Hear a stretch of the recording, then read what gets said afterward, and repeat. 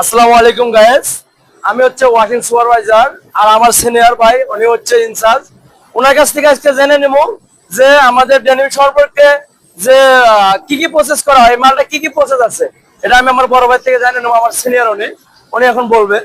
আসসালামু আলাইকুম, সবাইকে ধন্যবাদ। আমাদের এই মালটায় আমাদের প্রথম একটা প্রসেস, সর্বপ্রথম আমাদের মালটা গার্মেন্টস থেকে আসে।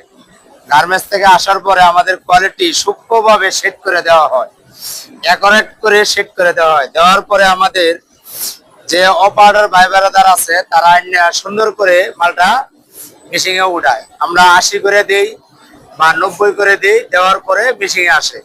মেশিনে আসার পরে তারপরে প্রসেস হলো ডিসাইজ। প্রথম হলো ডিসাইজ করে তারপরে এনজাম করে তারপরে আমাদের হয়তো ব্লিচ লাগে, নাইলে এভাবে ক্লিন করে নামায় দেয়।